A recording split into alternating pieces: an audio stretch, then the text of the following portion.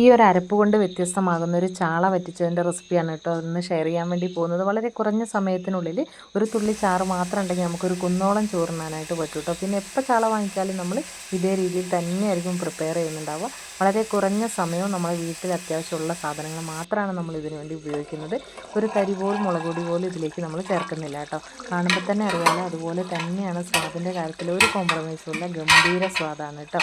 അപ്പോൾ ഒരു തുള്ളി ചാറുണ്ടെങ്കിൽ നമുക്ക് കപ്പയാണെങ്കിലും ഇനിയിപ്പോൾ അപ്പത്തിൻ്റെ കൂടെയാണെങ്കിലും ചോറിൻ്റെ കൂടെയൊക്കെ ആണെങ്കിലും ബെസ്റ്റ് കോമ്പിനേഷനാണ്. കാണുമ്പോൾ തന്നെ അറിയാമല്ലോ, അതുപോലെ തന്നെയാണ് കഴിക്കാനും അതിഗംഭീര സ്വാദാണ് കേട്ടോ. അപ്പോൾ നമ്മളെ വീട്ടിലുള്ള എല്ലാ വീടുകളിലുള്ള ചെറിയ ചെറിയ ഇൻഗ്രീഡിയൻസ് മാത്രം ഉണ്ടെങ്കിൽ നമുക്ക് ഇത്രയും സ്വാദിഷ്ടമായിട്ടുള്ള ഒരു ചാള വറ്റിച്ചത് നമുക്ക് വേറെ ഉണ്ടാക്കാൻ കഴിയില്ല. അത്രയും ഗംഭീരമായിട്ടുള്ള റെസിപ്പിയാണ്. അപ്പോൾ എല്ലാവരും വീഡിയോ സ്കിപ്പ് ചെയ്യാതെ പൂർണ്ണമായിട്ടൊന്ന് കാണുക കേട്ടോ. അപ്പം മാത്രമായിരിക്കും ഇതിൽ പൂർണ്ണമായിട്ടുള്ള സ്വാദിൽ ഇത് ഉണ്ടാക്കിയെടുക്കാനായിട്ട് നമുക്ക് പറ്റുള്ളൂ. അതിനുവേണ്ടി മുഴുവനോടുള്ള കുരുമുളക് എടുക്കണം, അതുപോലെ തന്നെ മുഴുവനോടുള്ള മല്ലി എടുക്കണം കേട്ടോ. അപ്പോൾ ഇതൊക്കെ കൂടി ചേർന്നിട്ടാണ് ഇതിൻ്റെ ഈ ഒരു അരപ്പ് നമ്മൾ ഉണ്ടാക്കുന്നത്. അപ്പോൾ ഇത് സ്കിപ്പ് ചെയ്യരുത്.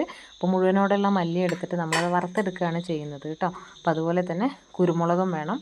ഈ ഒരു പ്രത്യേക കൂട്ടാണ് ഈ ഒരു കറീനെ നമ്മളെ മറ്റുള്ള കറികളിൽ നിന്ന് വ്യത്യസ്തമാക്കുന്നത് കേട്ടോ. പിന്നെ നമ്മൾ അതിലേക്ക് നല്ല പഴുത്തൊരു തക്കാളി എടുത്തിട്ടുണ്ട്, ആവശ്യത്തിന് ഒരു പിടി അളവിൽ വെളുത്തുള്ളി, ഒരു 5-6 ചെറിയുള്ളി കട്ട് ചെയ്തതും കൂടി നമ്മൾ എടുത്തിട്ടുണ്ട് കേട്ടോ. അപ്പോൾ ഈ ഇത്രയും സാധനങ്ങൾ സ്കിപ്പ് ചെയ്യരുത്, കാരണം ഇതിന് പൂർണ്ണമായിട്ടുള്ള സ്വാദ് ഈ ഒരു ചേരുവയിലാണ്. ഈ ഒരു പ്രത്യേകതര അരപ്പുണ്ട്, ഈ ഒരു അരപ്പിലാണ് ഈ ഒരു വറ്റിച്ചതിൻ്റെ സ്വാദ് കേട്ടോ. പിന്നെ നമ്മളൊരു പിടി കറിവേപ്പില, കുറച്ചധികം ഇഞ്ചി കട്ട് ചെയ്തെടുത്തിട്ടുണ്ട്. ഒരു ഇഞ്ച് നീളത്തിലുള്ള ഒരു പീസ് ഇഞ്ചി മതിയാവും കേട്ടോ. അപ്പോൾ ആദ്യം തന്നെ നമ്മൾ ഒരു 2.5 ടീസ്പൂൺ അളവിൽ മല്ലി ഒന്ന് വറുത്തെടുക്കുകയാണ് ചെയ്യുന്നത് കേട്ടോ. അപ്പോൾ ഞാനിവിടെ ഒരു 1/2 കിലോ അളവിലാണ് മത്തി എടുത്തിട്ടുള്ളത്. അപ്പോൾ നിങ്ങൾക്ക് കൂടുതൽ അളവിൽ മത്തി ഉണ്ടെന്നുണ്ടെങ്കിൽ ഇതിൻ്റെ ഇരട്ടി അളവ് എടുത്തോളൂ കേട്ടോ. അപ്പോൾ 1/2 കിലോയ്ക്ക് ഞാൻ ഒരു 2.5 ടീസ്പൂൺ അളവിലാണ് മുഴുവനോടെയുള്ള മല്ലി എടുത്തിട്ടുള്ളത്. അപ്പോൾ നന്നായിട്ട് വാഷ് ചെയ്യാതെ തന്നെ മല്ലി വാഷ് ചെയ്തതിന് ശേഷം ഇതുപോലെ ഒന്ന് മൂപ്പിച്ചെടുക്കുക കേട്ടോ. മല്ലി നല്ല ഡാർക്ക് കളറായിട്ട് വെന്ത് ഒരു ബ്രൗൺ കളറായി നല്ല മണം, മല്ലിപ്പൊടീൻ്റെ നല്ല വെന്തൊരു മണം വരും. അതുവരെയാണ് നമ്മളിത് വറുത്തെടുക്കേണ്ടത് കേട്ടോ. അപ്പോൾ ഇത് അത്യാവശ്യം കാണുമ്പോൾ തന്നെ അറിയാമല്ലോ, നല്ല രീതിയിൽ ഇത് നല്ല പെർഫെക്റ്റായിട്ട് മൂത്ത് വന്നിട്ടുണ്ട്. അപ്പോൾ ഈ ഒരു ടൈമിൽ നമ്മൾ ഇത് ഈ ചട്ടിയിൽ നിന്ന് മാറ്റി കൊടുക്കുക. മാറ്റിയിട്ട് ഒന്ന് ചൂടാറാനായിട്ട് അവിടെ ഇരുന്നോട്ടെ കേട്ടോ. അപ്പോൾ അതുകൊണ്ട് എല്ലാം ഈവനായിട്ട് നല്ലോണം മൂത്ത് വന്നിട്ടുണ്ട്. ഇത് കരിഞ്ഞൊന്നും പോകാതിരിക്കാനായിട്ട് ശ്രദ്ധിക്കുക കേട്ടോ. അപ്പോൾ മൂത്ത് വന്നാൽ തന്നെ വേറൊരു പ്ലേറ്റിലേക്ക് ഇതുപോലെ മാറ്റി കൊടുത്തോളൂ, അല്ലെങ്കിൽ ആ ചൂടുള്ള ചട്ടിയിൽ തന്നെ ഇരിക്കുമ്പോൾ ഇത് കരിഞ്ഞു പോകാനിടയുണ്ട്, അതുകൊണ്ടാണ് കേട്ടോ. പിന്നെ ഇതേ ചട്ടിയിലേക്ക് തന്നെ നമ്മൾ ഒരു മല്ലി ഇപ്പോൾ 2.5 സ്പൂൺ എടുത്തതുകൊണ്ട് തന്നെ ഒരു 2.5 ടീസ്പൂൺ അളവിൽ തന്നെ നമ്മൾ കുരുമുളകും കൂടി എടുക്കുന്നുണ്ട് കേട്ടോ. അപ്പോൾ മുഴുവനോടെയുള്ള ഉണങ്ങിയ കുരുമുളക് എടുക്കാനായിട്ട് ശ്രദ്ധിക്കുക, എന്നാൽ മാത്രമായിരിക്കും നമുക്ക് ഈ ഒരു സ്വാദ് കിട്ടുള്ളൂ. അപ്പോൾ നന്നായിട്ട് കഴുകിയെടുത്ത കുരുമുളക് നമ്മൾ ഒരു 1/4 ഗ്ലാസ് വെള്ളം ഇതേ ചട്ടിയിൽ ഒഴിച്ചിട്ട് കുരുമുളകും കൂടി അതിലിട്ടിട്ട് ഒന്ന് വേവിച്ചെടുക്കുകയാണ് കേട്ടോ. അപ്പോൾ ഈ കുരുമുളക് ഈ ഒരു വെള്ളത്തിൽ കിടന്ന് നല്ലപോലെ തിളച്ച് കുരുമുളകിന് വേവിച്ചെടുക്കുകയാണ് വേണ്ടിയത് കേട്ടോ. അപ്പോൾ നല്ല മൂത്ത കുരുമുളക് തന്നെ എടുക്കണം.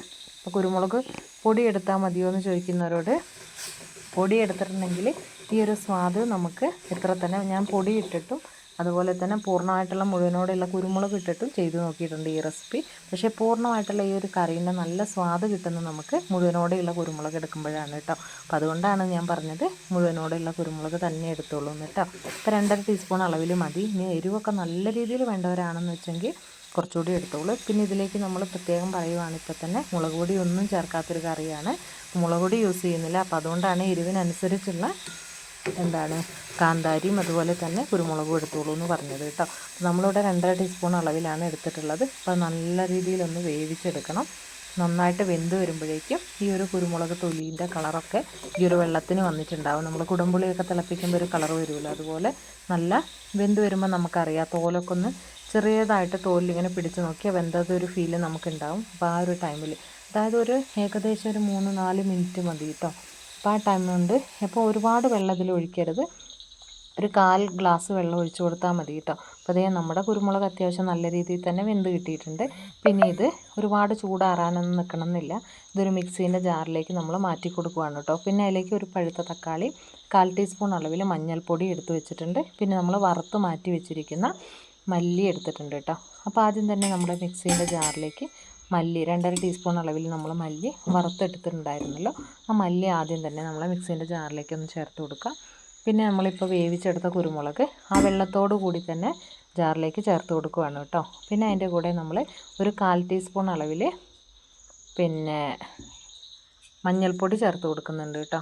മഞ്ഞൾപ്പൊടി 1/4 ടീസ്പൂൺ അളവിലാണ് ചേർത്ത് കൊടുക്കുന്നത്. പിന്നെ അതിലേക്ക് ചേർത്ത് കൊടുക്കുന്നത് നല്ല പഴുത്ത ഒരു തക്കാളി. ഇപ്പോൾ നിങ്ങളുടെ കയ്യിൽ പഴുപ്പ് കുറഞ്ഞ തക്കാളി, ചെറിയ തക്കാളിയൊക്കെ ആണെന്നുണ്ടെങ്കിൽ 2 എണ്ണം എടുത്തോളൂ. എനിക്കിവിടെ അത്യാവശ്യം നല്ല പഴുത്തതും എന്നാൽ അത്യാവശ്യം നല്ല വലിയ തക്കാളി ആയതുകൊണ്ട് തന്നെ ഞാനിവിടെ ഒരു തക്കാളിയാണ് എടുത്തിട്ടുള്ളത്. അപ്പോൾ കുരുമുളക് ഇട്ടു, മല്ലി ഇട്ടിട്ടുണ്ട്, ഒരു 1/4 ടീസ്പൂൺ അളവിൽ മഞ്ഞൾപ്പൊടി ഇട്ടു, ഒരു പഴുത്ത തക്കാളിയും കൂടി ചേർത്ത് കൊടുത്തിട്ടുണ്ട് കേട്ടോ. അപ്പോൾ ഇത്രയും സാധനങ്ങൾ മതി. ഇനി ഇതിൽ വേറെ എക്സ്ട്രാ വെള്ളമൊന്നും ചേർക്കേണ്ട ആവശ്യമില്ല. കാരണം കുരുമുളക് വേവിക്കാൻ വേണ്ടിയിട്ട് ഉപയോഗിച്ചിട്ടുള്ള ആ ഒരു വെള്ളം നമ്മൾ കുറച്ച് ഒഴിച്ചു. പിന്നെ ഒരു വളരെ 1/4 ടീസ്പൂൺ അളവിൽ, അപ്പോൾ അത് വെള്ളത്തിൽ പറ്റിപ്പോയത് കൊണ്ട് തന്നെ നമുക്കൊരു എന്താ പറയുക വെള്ളം കുറവ് വന്നതുകൊണ്ട് തന്നെ ഞാൻ കുറച്ച് വെള്ളം ഒഴിച്ചിട്ടുണ്ട് കേട്ടോ. അപ്പോൾ ആദ്യം ഒന്ന് അരയ്ക്കാൻ വേണ്ടിയിട്ട് വെച്ചപ്പോൾ എനിക്ക് വെള്ളം കുറവാൻ തോന്നിയത് കൊണ്ട് മാത്രമാണ്. അപ്പോൾ നിങ്ങൾ അത്യാവശ്യം എമൗണ്ട് വെള്ളം നമ്മൾ കുരുമുളക് തിളപ്പിച്ചതിലുണ്ട് എന്നുണ്ടെങ്കിൽ പിന്നീട് വെള്ളം ഒഴിക്കേണ്ട, തക്കാളീൻ്റെ വെള്ളം കൂടി ഉണ്ടല്ലോ, അപ്പോൾ അതുകൊണ്ട് കേട്ടോ. അപ്പോൾ ഞാനിത് ഇതുപോലെ ഒന്ന് അരച്ചെടുത്തിട്ടുണ്ട്. അപ്പോൾ എനിക്കൊരു ഇച്ചിരി വെള്ളക്കുറവുള്ളതുകൊണ്ട് ഞാനൊരു 1/4 ഗ്ലാസ് വെള്ളം ഒഴിച്ചിട്ടാണ് അരച്ചത് കേട്ടോ.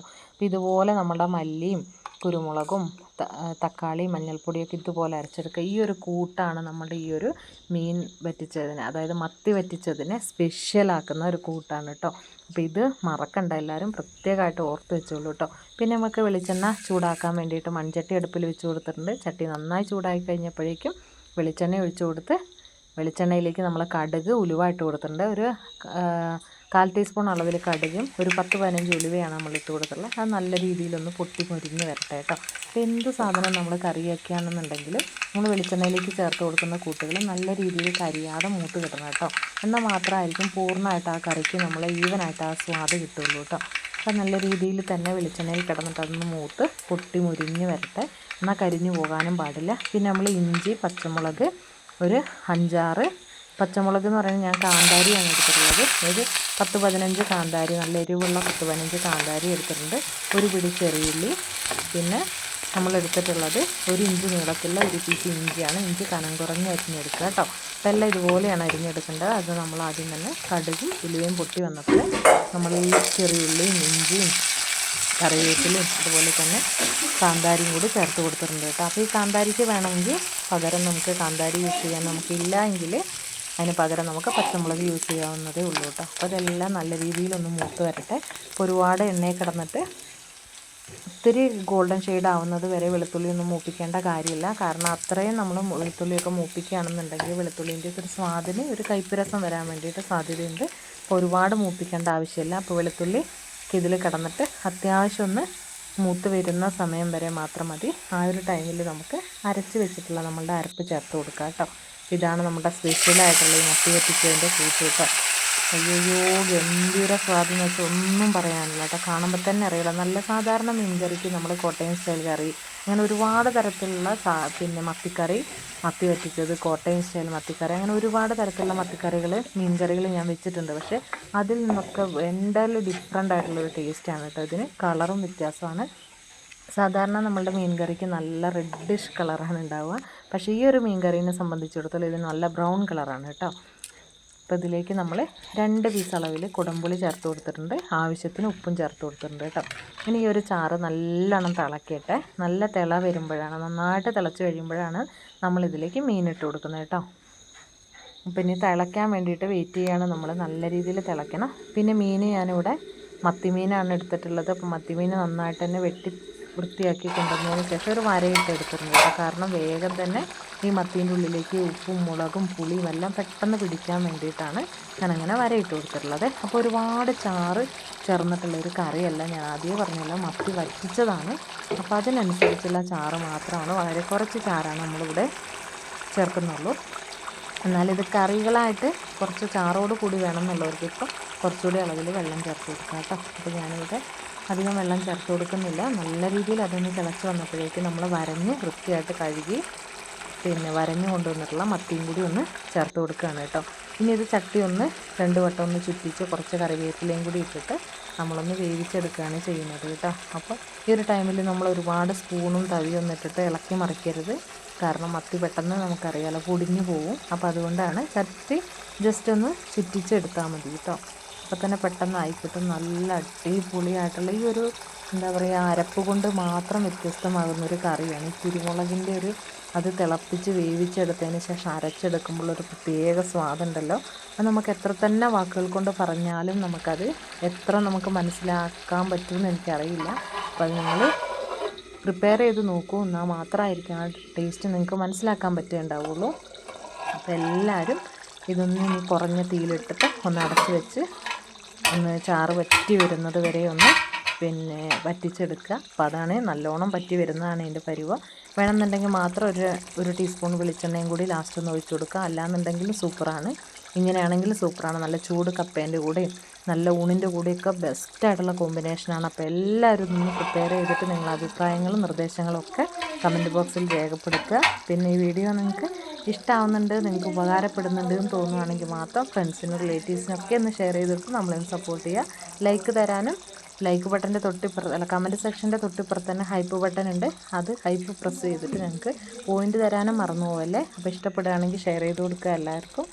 അപ്പോൾ ഇതുപോലെ പെട്ടെന്ന് തയ്യാറാക്കാൻ പറ്റുന്ന നമ്മുടെ വീട്ടിൽ തന്നെ ലഭ്യമായിട്ടുള്ള ഇൻഗ്രീഡിയൻസ് വെച്ച് തയ്യാറാക്കാൻ പറ്റുന്ന ഒരുപാട് നാടൻ കറികളുടെയും അതുപോലെ തന്നെ ഫിഷ് കറികളുടെയും ഒക്കെ വീഡിയോ നമ്മുടെ ചാനലിൽ അവൈലബിൾ ആണ്. അപ്പോൾ കാണണം എന്നുള്ളവർ ഒന്നുകിൽ പ്ലേ സ്റ്റോർ കയറി നോക്കുക, അല്ലാന്നുണ്ടെങ്കിൽ നമ്മുടെ ചാനലിൽ ഒന്ന് സെർച്ച് ചെയ്ത് നോക്കിയാൽ മതി.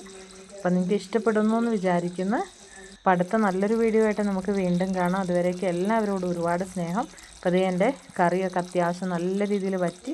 ഞാനിപ്പോൾ അതേ 1 ടീസ്പൂൺ അളവിൽ വെളിച്ചെണ്ണയും കൂടി ഒന്ന് തൂവി കൊടുത്തു. ഇനി ഇതുപോലെ തന്നെ അങ്ങ് 2 കറിവേപ്പില ഇട്ട് ഇതുപോലെ തന്നെ അങ്ങ് അടച്ച് വെക്കുകയാണ്. നമ്മൾ ഊണ് കഴിക്കാൻ നേരത്ത് വിളമ്പി എടുക്കുകയാണ് ചെയ്യുന്നത് കേട്ടോ.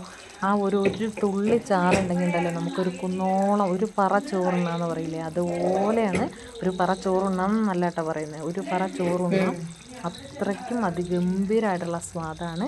അപ്പോൾ എല്ലാവരും പ്രിപ്പയർ ചെയ്ത് നോക്കിയിട്ട് തീർച്ചയായിട്ടും ഈ വീഡിയോൻ്റെ അടിയിൽ തന്നെ വന്നിട്ട് നിങ്ങൾ കമൻറ്റ് ചെയ്യണം കേട്ടോ, നിങ്ങൾക്ക് ഇഷ്ടപ്പെട്ടോ എന്നുള്ളത്. കാരണം എന്താ വെച്ചാൽ അത്രയും നല്ല റെസിപ്പി ആയതുകൊണ്ടാണ് ഞാൻ ഇങ്ങനെ പറയുന്നത്. ഞാൻ വെച്ചതുകൊണ്ട് പറയുകയല്ല, നിങ്ങൾ പ്രിപ്പയർ ചെയ്തതിന് ശേഷം നിങ്ങൾക്കുണ്ടായ ആ സ്വാദ് നിങ്ങൾക്ക് ഇഷ്ടപ്പെട്ടോ എന്നുള്ള കാര്യമാണ് നിങ്ങൾ കമൻറ്റ് ചെയ്യേണ്ടത്.